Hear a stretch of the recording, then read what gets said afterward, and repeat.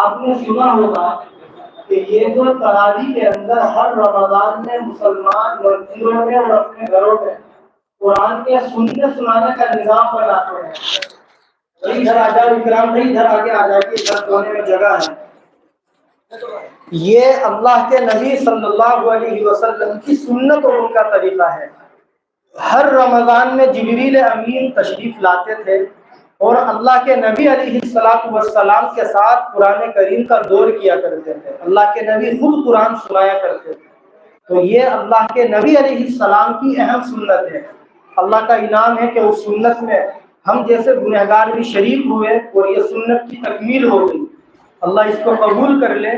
اسی لیے علماء نے یہ لکھا کہ جب قرآن مکمل ہوتا ہے تو جو بھی دعائیں مانگی جاتی ہے اللہ ان دعاؤں کو ضرور قبول کرتے ہیں. اور میں تو دو چیزوں پر اللہ کا اور زیادہ شکریہ ادا کروں گا.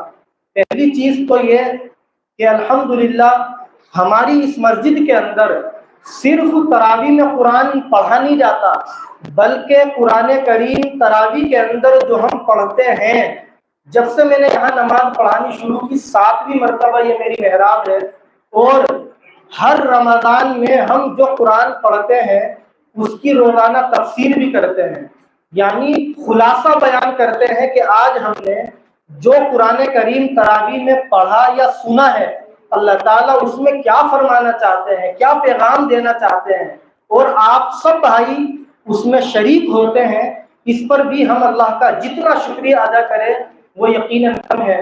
ہمارے یہاں اس علاقے کے اندر یا یو پی وغیرہ کے اندر یہ ماحول نہیں ہے، لیکن آپ اگر سفر کریں گے ساؤتھ وغیرہ کا، وہاں یہ ماحول بالکل عام ہے، بالکل عام ہے.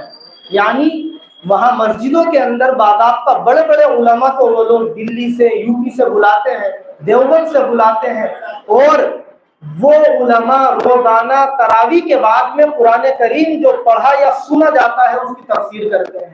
اللہ کا انعام یہ ہے جب ہم یہاں امام نہیں تھے تو ہم بھی ادھر جاتے تھے، تو وہاں کا نظام ہمارے مائنڈ میں تھا. جب ہم امام بنے تو ہم نے سوچا کہ اب ہم وہاں نہیں جائیں گے اور اپنے اسی محلے میں وہ نظام شروع کریں گے. اور شروع ہوا 2016 میں. اللہ کا فضل ہے کہ آپ نے اس میں ہمیں سپورٹ کیا اور یہ نظام جوں کا تو آج تک چل رہا ہے. دعا کرے کہ اللہ تعالیٰ آگے بھی اس نظام کو اسی طریقے سے جاری رکھے اور ہم سب کو اللہ قرآن کریم سمجھنے والا بھی بنا دے. یہ اللہ کا بہت بڑا انعام ہے. میں اس پر آپ تمام بھائیوں کو مبارکباد بھی دیتا ہوں، اور جن بھائیوں نے اس میں شرکت کی، اپنا وقت نکالا اور یہاں بیٹھے، میں ان کا شکریہ ادا کرتا ہوں. اللہ تعالیٰ اس کو قبول فرمائے. اب انشاءاللہ قرآن کریم کے تعلق سے بات ہوگی. اور آپ سب جانتے ہیں کہ رمضان کے پہلے روزے کو ہم نے یہ نظام اس مسجد میں شروع کیا تھا کہ روزانہ ظہر کی نماز کے بعد میں صرف 15 منٹ نماز کا طریقہ بتلا دیا جائے، سنت طریقہ نماز کا کیا ہے اس کی مشق کرا دی جائے. اس پر ہم مفتی صاحب کے شکر گزار ہیں. مفتی نادم صاحب جو دارالعلوم دیوبند کے استاد ہیں، کئی کتابوں کے رائٹر ہیں، بہت بڑے عالم دین اور مفتی ہیں، وہ ہمارے درمیان میں تشریف فرما ہے. پہلے روزے تو مفتی صاحب نے یہ نظام شروع کیا تھا کہ استنجا کرنے کا سنت طریقہ کیا ہے، پھر بتلایا کہ غسل کرنے کا سنت طریقہ کیا ہے. نہاتے تو ہم سب ہیں، لیکن سنت طریقے سے کیسے نہایا جائے گا، نہانے کا آداب کیا ہے، نہانے کے طریقے کیا ہے، آپ نے یہ بتلایا. پھر وضو کے بارے میں بتلایا کہ وضو کیسے کرنا چاہیے، سنت طریقہ وضو کا کیا ہے. اس کے بعد میں آپ نے نماز کو شروع کیا، اور الحمدللہ آج ہی دوپہر میں سلام تک بات مکمل پہنچ گئی کہ سلام کیسے پھیرنا چاہیے، آواز کتنی بلند ہونی چاہیے. پھر آپ نے بتلایا کہ دعا میں ہاتھ کتنی اوپر اٹھانے چاہیے، کتنی نیچے، ہاتھ ملانے چاہیے، موڑنے چاہیے، کھولنے چاہیے، سنت طریقہ کیا ہے، حدیث میں کیا بتلایا گیا. تو اس عمل میں آپ سب لوگ ماشاءاللہ شریک ہوتے رہے.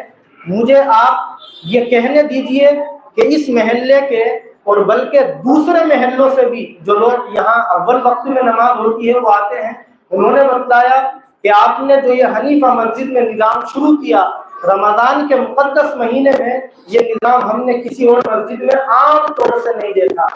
بہت سی مسجدوں میں علماء ائمہ محنت کرتے ہیں، لیکن آپ حضرات کی اس دلچسپی پر میں آپ کا شکر گزار ہوں۔ تو یہ دو تین کام یہاں بہت اچھے ہوئے ہیں، لیکن سارے کام آپ لوگوں کی مدد کے بغیر نہیں ہو سکتے، اس لیے آپ مبارکبادی کے بہت زیادہ مستحق ہے۔ بس دعا یہ کرے کہ اللہ ہم سب کی محنتوں کو قبول فرمائے۔ میں بڑے ادب کے ساتھ درخواست کرتا ہوں مفتی ناظم صاحب دارالعلوم دیوبند کے جو استاد ہیں اور میرے بھی استاد ہیں کہ آپ تشریف لائیں اور 15-20 منٹ قرآن کریم کے تعلق سے ہم مسلمانوں کو کوئی پیغام دیں۔ بھائی ادھر جو ساتھی کھڑے ہیں اوپر چلے جائیں، جگہ تو بہت ہے، اوپر کا فلور خالی ہوگا۔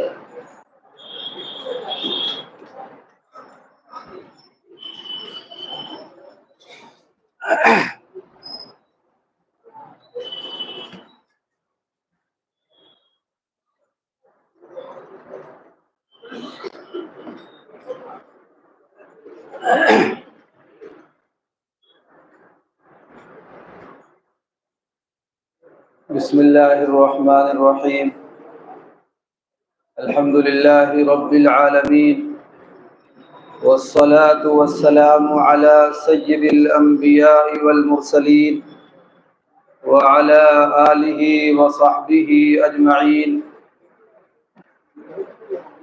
اما بعد فاعوذ باللہ من الشیطان الرجیم، بسم اللہ الرحمن الرحیم۔ وَهَذَا كِتَابٌ أَنزَلْنَاهُ مُبَارَكٌ فَاتَّبِعُوهُ وَاتَّقُوا لَعَلَّكُمْ تُرْحَمُونَ۔ وقال النبي صلى الله عليه وسلم: من ختم القرآن فله دعوة مستجابة۔ وقال النبي صلى الله عليه وسلم: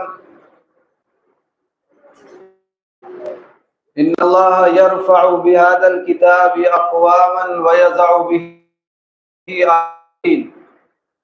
صدق الله العظيم وصدق رسوله النبي الكريم، ذلك لمن الشاهدين والشاكرين والحمد لله رب العالمين۔ میرے قابل احترام بزرگوں اور بھائیوں، آج کا یہ دن، آج کی یہ رات اور یہ مجلس بڑی بابرکت مجلس ہے، اس لیے کہ اس کی نسبت تکمیل قرآن پاک سے جڑی ہوئی ہے۔ یہ ختم قرآن پاک کی مجلس ہے، اور ایسی مجالس بہت بابرکت ہوا کرتی ہے۔ اللہ کے نبی علیہ السلام نے اس طرح کی مجلسوں کی بہت فضیلت ارشاد فرمائی ہے، اور اللہ کے نبی صلی اللہ علیہ وسلم کے ساتھی آپ کے صحابہ رضی اللہ عنہم اجمعین بھی ان مجالس کا بڑا احترام کیا کرتے تھے، اور بڑی قدر تھی ان کے یہاں۔ جب کسی مجلس کے اندر قرآن پاک ختم ہوتا تو وہ اپنے دوستوں کو، اپنے گھر والوں کو، اپنے ملنے والوں کو جمع فرماتے اور پھر دعا کیا کرتے تھے۔ سیدنا حضرت عبداللہ ابن عباس رضی اللہ تعالی عنہ نے تو ایک شخص کو مسجد نبوی کے اندر باقاعدہ اس ڈیوٹی کے اوپر مامور کر رکھا تھا۔ ایک صاحب مسجد نبوی علی صاحبہ الصلاۃ والسلام میں قرآن پاک کی تلاوت کرتے تھے۔ انہوں نے ایک آدمی کو اس کام پر مقرر کیا کہ تم دیکھتے رہو کب اس کا قرآن مکمل ہوتا ہے، جب اس شخص کا قرآن مکمل ہو جائے تو مجھے خبر کرنا، مجھے اطلاع کرنا، میں حاضر ہو کر پھر اس کی دعا میں شریک ہوں گا۔ حضرت انس رضی اللہ تعالی عنہ جب قرآن پاک کو ختم فرماتے تو اپنے گھر والوں کو، اپنی اولاد کو، اپنی بیوی بچوں کو جمع کرتے اور پھر دعا کرتے تھے۔ یہ صحابہ رضی اللہ عنہم اجمعین کا معمول تھا، اس لیے یہ مجلس بڑی بابرکت مجلس ہے، اس لیے ہمیں اس مجلس کی قدر کرنی ہے۔ اور قدر یہی ہے کہ اس مجلس کے اندر جو باتیں کہی جائیں اس نیت سے آپ ان کو سنیں کہ ہمیں ان پر عمل کرنا ہے اور اپنی زندگی کے اندر کوئی تبدیلی لانی ہے، انقلاب پیدا کرنا ہے۔ اس لیے قرآن پاک الحمدللہ اللہ کا شکر ہے اور اس کا احسان ہے کہ آپ نے تراویح میں قرآن پاک کو سنا، اور ہمارے عزیز گرامی جناب مفتی محمد قاسم صاحب زیدہ مجدہ نے پورا قرآن پاک آپ کو تراویح کے اندر سنایا، اور صرف سنایا ہی نہیں بلکہ جو کچھ پڑھا اس کو آپ کو سمجھایا بھی ہے۔ یہ بہت بڑی نعمت اور بہت بڑی دولت ہے، اس کا ہم اندازہ نہیں لگا سکتے۔ عموماً مساجد کے اندر صرف قرآن پاک کو پڑھا جاتا ہے اور سنا جاتا ہے، لیکن قرآن پاک کا کیا مطالبہ ہے، قرآن پاک کا کیا پیغام ہے، قرآن پاک کے اندر کیا چیز ہے، اس کو سمجھایا نہیں جاتا۔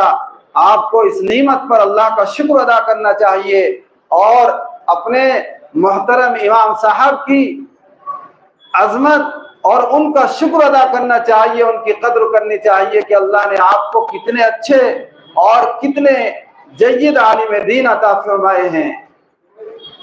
آپ یہ نہ سوچے کہ میں ان کی تعریف کر رہا ہوں، استاذ تو اپنے شاگردوں کی تعریف کرتا ہی ہے، لیکن تحدیث بالنعمت کے طور پر میں یہ بات کہہ رہا ہوں، اللہ نے آپ کو مفتی محمد قاسم صاحب کی صورت میں جو امام عطا کیے ہیں، آپ ان کی قدر کیجئے، بڑے ہی قابل اور بڑے جید عالم ہیں۔ جب یہ پڑھتے تھے تو اس وقت بھی جو ان کے ساتھی تھے ان میں ممتاز تھے اور نمایاں تھے ہر اعتبار سے۔ میں ان کو روز اول سے جانتا ہوں کیونکہ انہوں نے میرے پاس بہت پڑھا ہے، میں نے بچپن سے ان کو دیکھا ہے۔ اللہ نے آپ کو یہ دولت عطا فرمائی، آپ ان سے فائدہ اٹھائیے، ہر اعتبار سے ان سے فائدہ اٹھائیے۔ تو قرآن پاک کو انہوں نے سمجھایا، اس لیے بہت بڑی نعمت اور بہت بڑی دولت ہے، اس دولت کی ہمیں قدر کرنی ہے اور اس کا شکر ادا کرنا ہے۔ قرآن پاک کے تعلق سے چند باتیں آپ حضرات سن لیجئے، چونکہ زیادہ لمبی چوڑی گفتگو کا نہ یہ موقع ہے اور نہ زیادہ بات کو طول دینا چاہیے، اس لیے کہ مختصر وقت میں اگر ضروری باتیں عرض کر دی جائیں تو عمل کے لیے اور زندگی میں تبدیلی لانے کے لیے وہی کافی ہوتی ہیں۔ اس لیے آپ ذرا توجہ دیجئے جو میں کہنا چاہتا ہوں۔ قرآن پاک اللہ تبارک و تعالیٰ کا کلام ہے، اللہ تبارک و تعالیٰ کی آخری کتاب ہے۔ اس قرآن پاک اور اللہ کے کلام کے ہمارے ذمے کیا حقوق ہیں اور ہم پر قرآن پاک کے تعلق سے کیا ذمہ داری عائد ہوتی ہے، اللہ کے نبی علیہ السلام نے اور آپ نے اپنے فرمان کے ذریعے سے، اپنی احادیث کے ذریعے سے قرآن پاک کے حقوق کو بیان کیا ہے۔ دیکھو، قرآن پاک کا سب سے پہلا حق تو یہ ہے کہ ہم مسلمان قرآن پاک کو پڑھیں اور قرآن پاک کی تلاوت کا اہتمام کریں اور اس کو اپنی زندگی کے اندر داخل کریں۔ جن گھروں کے اندر صبح و شام قرآن پاک کی تلاوت ہوتی ہے، اللہ تبارک و تعالیٰ ان گھروں پر اپنی خصوصی رحمت نازل فرماتے ہیں، ان گھروں کے اندر شیاطین اور جنات داخل نہیں ہوتے۔ قرآن پاک پڑھنے پر کیا ملتا ہے؟ حدیث پاک میں آتا ہے کہ جو شخص قرآن پاک کو پڑھتا ہے، قیامت کے دن یہ قرآن اپنے پڑھنے والے کے لیے شفیع بن کر جائے گا، سفارش کرے گا اس کے لیے جنت میں داخلے کی، اور قرآن پاک کی شفاعت رد نہیں ہو سکتی۔ ایک حدیث میں اللہ کے نبی نے فرمایا کہ یوتا یوم القیامہ بالقرآن واہلہ الذین یعملون بالدنیا فی الدنیا، کہ جو لوگ اس دنیا کے اندر قرآن پاک پر عمل کرتے ہیں، قیامت کے دن قرآن کو اور قرآن والوں کو لایا جائے گا، اور سب سے آگے سورہ بقرہ ہوگی اور سورہ آل عمران، اور وہ دونوں صورتیں اپنے پڑھنے والوں کے لیے حجت، اپنے پڑھنے والوں کے لیے اللہ تبارک و تعالیٰ سے بحث و مباحثہ کرے گی کہ اے پروردگار ان کو جنت میں داخل فرما دیجئے۔ یہ قرآن پاک پڑھنے پر اللہ ہم کو انعام دیتے ہیں۔ تو پہلا حق تو یہ ہے کہ ہم قرآن پاک کی تلاوت کا اہتمام کریں۔ دیکھو قرآن پاک کی تلاوت دو طریقے سے ہوتی ہے۔ ایک طریقہ تو یہ ہے کہ ہم سورہ فاتحہ سے الف لام میم سے قرآن کو پڑھنا شروع کریں اور تھوڑا تھوڑا روزانہ پڑھیں یہاں تک کہ قرآن پاک مکمل ہو جائے اور والناس تک پہنچ جائے۔ یہ تلاوت کا ایک طریقہ ہے۔ دوسرا طریقہ یہ ہے کہ اگر ہم کو پورا قرآن پاک پڑھنا نہیں آتا، کچھ صورتیں ہم نے یاد کر رکھی ہیں، کچھ آیتیں، تو وہی صورتیں اور وہی آیتیں ہم روزانہ پڑھیں اور ان کا معمول بنا لے۔ اللہ تبارک و تعالی ان کی برکت سے بھی جنت میں ہم کو داخلہ عطا فرما دیں گے۔ قرآن پاک کی معمولی سورت کی بہت بڑی فضیلت ہے۔ سورہ اخلاص جو ہر نمازی کو یاد ہوتی ہے، ایک مرتبہ پڑھنے پر تہائی قرآن کا ثواب ملتا ہے، 3 مرتبہ پڑھ لے تو پورے قرآن کا ثواب ملتا ہے، اور اگر 10 مرتبہ سورہ اخلاص کو پڑھ لے تو اللہ تعالیٰ جنت میں اس کے لیے ایک محل بنا دیتے ہیں۔ تو ہم روزانہ جنت میں کتنے محل اللہ سے تعمیر کرا سکتے ہیں؟ 10 مرتبہ پڑھنے پر ایک محل تعمیر ہو جاتا ہے۔ تو جو روزانہ اس کو معمول بنا لے، ہر نماز کے بعد اگر 10 مرتبہ پڑھے گا تو روزانہ 5 محل تو اللہ تعالیٰ اس کے لیے جنت میں تعمیر فرما دیں گے۔ تو ہمیں قرآن کی تلاوت کا معمول بنانا چاہیے۔ آج اس کے اندر ہمارے گھروں کے اندر کمی آ گئی کہ ہم روزانہ قرآن کی تلاوت نہیں کرتے۔ یہ پہلا حق ہے قرآن پاک کی تلاوت کا۔ دوسرا حق یہ ہے کہ ہم قرآن پاک کو سمجھیں، قرآن پاک ہم سے کیا مطالبہ کرتا ہے اس کو سمجھیں، اور اس کا طریقہ یہ ہے کہ ہم اپنے بچوں کو قرآن پاک پڑھنا اور سمجھنا سکھائیں اور ان کے ذریعے سے اس کو سمجھیں۔ یا اگر کسی مسجد کے اندر عالم دین قرآن کی تفسیر بیان کرتے ہیں، ان کی تفسیر کے اندر شریک ہوں اور قرآن کو سمجھنے کی کوشش کریں۔ تیسرا حق جو سب سے اہم اور سب سے بڑا حق ہے وہ یہ ہے کہ ہم قرآن احکام کے اوپر عمل کریں۔ قرآن پاک اسی مقصد کے لیے نازل ہوا کہ اللہ تبارک و تعالیٰ نے جو کچھ قرآن پاک کے اندر بیان کیا ہے ہم اس کو اپنی زندگی کے اندر داخل کریں۔ جب تک مسلمان قرآنی ہدایات پر، قرآنی احکام کے اوپر عمل کرتے تھے، اللہ نے ان کو سربلندی دی، اور جب سے قرآن کو ہم نے چھوڑ دیا، پسے پشت ڈال دیا، اسی وقت سے ہم ذلیل و خوار ہو گئے اور دنیا ہم کو حقارت کی نظر سے دیکھنے لگی، اور آئے دن روزانہ ہمارے اوپر مسلسل ظلم و ستم ہو رہے ہیں۔ یہ قرآن احکام کو چھوڑنے کا نتیجہ ہے۔ اس لیے میرے بھائیوں، قرآن کی تلاوت کا اہتمام کرو، قرآن کو سمجھو اور قرآنی احکام کے اوپر عمل کرو۔ اس کی برکت سے اللہ تعالیٰ ہم کو جنت میں داخلہ دیں گے۔ اگر ہم یہ تینوں کام کریں گے تو بہت بڑی بات ہے، اللہ تبارک و تعالیٰ کے یہاں پھر ہماری کامیابی ہو جائے گی۔ صرف قرآن پاک تلاوت کرنے پر اللہ کے یہاں بہت انعام ملتا ہے، اور جو شخص اپنے بچے کو حافظ بنا دے، عالم دین بنا دے، اللہ تبارک و تعالیٰ اس کا فائدہ اس کے والدین کو پہنچاتے ہیں کہ جب وہ مر جاتا ہے اور اللہ کے یہاں چلا جاتا ہے اور اس کا بچہ قرآن کو پڑھ کر کے اس کو ایصال ثواب کرتا ہے تو اس کا فائدہ مرنے والے کو پہنچتا ہے۔ حضرت شیخ زکریا علیہ الرحمہ نے فضائل اعمال میں، جس کو آپ پڑھتے ہوں گے، ایک بہت ہی عجیب اور ہم سب کے لیے قابل درس اور قابل عبرت واقعہ لکھا ہے۔ اس کو آپ سنیے۔ وہ لکھتے ہیں کہ ایک بزرگ کا گزر ایک قبرستان کے پاس سے ہوا، انہوں نے اپنے معمول کے مطابق قبرستان کے پاس رک کر کے کچھ پڑھا قرآن پاک کو اور مردوں کو اس کا ثواب بخشا۔ جب وہ واپس ہوئے اور رات کو سوئے، انہوں نے خواب میں دیکھا کہ ایک گٹھڑی قبرستان کے پاس آئی اور قبرستان کے پاس اس کو رکھا گیا، اور سارے مردے اس گٹھڑی کے پاس جمع ہو گئے اپنے اپنے تحفے لینے کے لیے۔ اس گٹھڑی کے اندر تحائف تھے، لیکن ایک شخص اپنی جگہ پر بیٹھا رہا اور وہ نہیں آیا۔ میں نے پوچھا کہ بھائی کیا قصہ ہے؟ تو کہنے لگے کہ بات یہ ہے کہ آپ نے جو قرآن پاک پڑھا تھا، اللہ تبارک و تعالیٰ نے اس کا تحفہ ثواب کی صورت میں ہم کو دیا ہے، ہم اس ثواب کو لینے کے لیے دوڑے ہیں اور اس کے پاس جمع ہوئے ہیں۔ وہ شخص جو اپنی جگہ پر بیٹھا ہوا تھا اس سے پوچھا کہ تم کیوں نہیں آئے، کیا تمہیں ثواب کی ضرورت نہیں ہے؟ وہ کہنے لگا کہ میرے بزرگ، مجھے بھی ثواب کی ضرورت ہے، مگر اس گٹھڑی کے اندر جو تحفہ ہے مجھے اس کی ضرورت نہیں ہے۔ पूछा क्यों? तो उसने अर्ज किया कि मेरा एक बच्चा हाफिज कुरान है और वो रोजाना अपनी दुकान पर बैठ कर के कुरान पाक की तिलावत करता है और मुझको उसका सवाब पहुंचाता है। वो मखसूस तोहफा रोजाना मेरे पास पहुंचता है, इसलिए मुझे किसी आम तोहफे की जरूरत नहीं है।